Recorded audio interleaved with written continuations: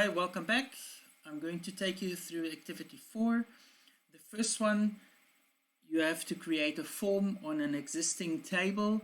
I will not complete the entire activity here, but just highlight a few things that are important, that is applicable to exam questions, for example. And then the second one, I will actually take you through the entire activity. So let's open the first starter base, which is the Sela Music School one. So over here, I've already created a form. I'm going to delete this one because I want to show you how to do it. So the first thing that we're going to do is we're going to click on Create, and we're going to select the form wizard, and then a dialog box like this comes up. Make sure that you select the right table, and then usually a form will have all fields unless specified otherwise. I will simply select next. We can select our layout. Columnar is popular, so we're going to use that, and we can give our form a name. For example, Sela Music School students. And then I would like to modify, but I'm going to open it first, and then we're going to modify it in Design View. So we're going to change this, and this is how the form looks like. Every single field values are displayed, but per record. So we can go, just like through the table, we can go through each record, and you can see the values change. This doesn't look very neat, so we can change and manipulate the layout or the format of this form. So how do we do this? We can right click on here and open Design View. Just a couple of things that I want to show you. We can enlarge the form by dragging the sides larger. You can also see that there is no form footer, so we can access that by dragging the form footer open, and I'm going to place a button there just now. It's not part of the activity. However, in exams, they often ask you to add a button. Okay, I'm going to also enlarge the form header just so that we can have access to our title. So here, the title we can manipulate by selecting it, dragging it bigger or smaller. And then if we click on the format group, we can now add, or tab, we can now change the font, the alignment of the text, center. We can have a shape fill, for example. Let's make that yellow. I'm colorblind, it might be green, but I think this is yellow. Yes, it is yellow. The outline, we can change the color of the outline. We can change the thickness of the line. So that applies to borders or text boxes, labels, etc. We can also add new things like a picture. If we click on Design, and here in the Controls group, we have a couple of controls that we can add. There's an image. No, that's not the image. This is the image. So we radio button, an entire attachment, or a rectangle. If I choose this one, I can section off a part of the form where I can place certain fields in so that it looks like it's grouped together. And you can apply formatting to that particular group as well. That's just maybe one thing that's also nice to know, is that if you select a certain field, you can simply move it. So I'm moving the label, which is connected to the age, but you will see that the text box also moves with. If I only want to move one of them individually, then let me zoom in here. You see that little square on the left top corner. If I move my mouse over there and then move it, you can see I move it individually. Okay, quickly, before we move over to 4.2, we are going to look at adding a button.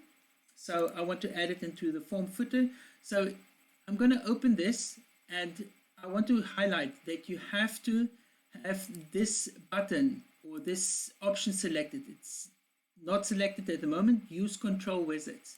So if that is selected and then you select the button, then a little dialog box pops up. So I can place my button now anywhere on the form as I want, and then this command button wizard comes up. And here I can choose, for example, form operations. And I can select a form that says, close form, press next. I want a text to appear that says close form, or the question might, say add a picture to it. But in this case, I say close form, next.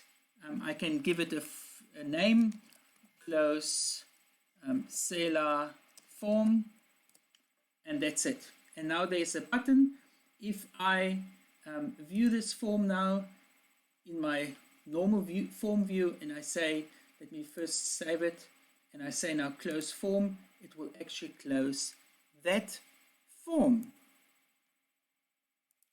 All right, so let's move over to our second one. So I'm going to close this database, and we are asked to open the Arts Festival database and do the following instructions. So we have to open it, look at the form entry form. So I'm going to look at, where do I see the form? There's no form. So I'm going to select that. I'm going to select form. There is no form. It was most probably, I assume that we would have had to create one in a previous example. So I will quickly do that, and then I'm going to snap my finger, and then that form will be there. And there we go. We have our form called entry form for competitors. Let me tell you a little secret. I actually opened the wrong database. So this is the Visual Arts database and not the Arts Festival database. Close, but not the same. So it says that we need to look at the category. So if I select the category, I can see, painting, drawing. I have an option. Here's a drop down or a combo box that I can select a value. So now work with the form in design view. So again, can either click on view, design view, or right click here and select design view. And I have to change the school field.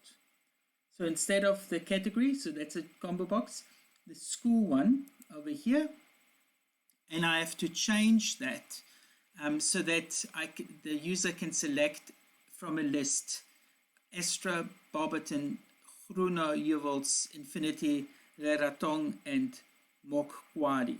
So how do I change this to a combo box?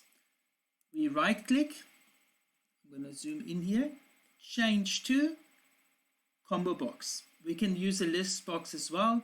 If I don't, so the difference between the two, a list box only allows a certain number of values to be selected. A combo box also allows a certain number of values to be selected, but the user can also add his own choice. So let's select the combo box, and you can see it is a combo box now.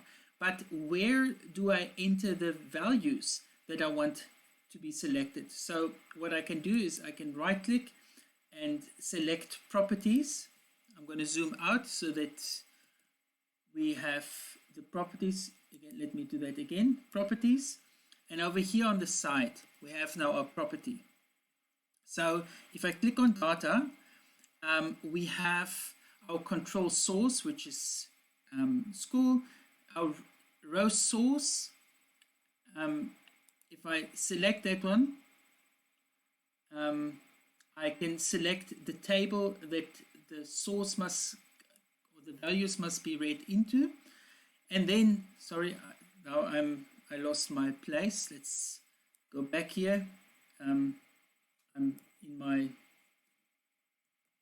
apologies. I'm now in a query, and I don't want to be in the query. Let's go back to our form. Let's close this.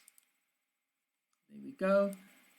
I right click on school, properties, okay, data, limit to list, list items, edit form.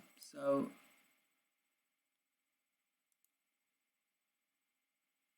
okay, sorry, row source table query. I'm going to select this and I'm going to actually select value list, and now I can say row source. There's an edit edit box that comes up, and I can simply select the values that I want. So in this case, Astra, Barberton, and Groen Juvels, not a comma, Infinity, Leratong, and Mokwadi. Okay, now I'm going to press the default value. I can also select, maybe I don't want any, then I can leave it empty, and I say okay.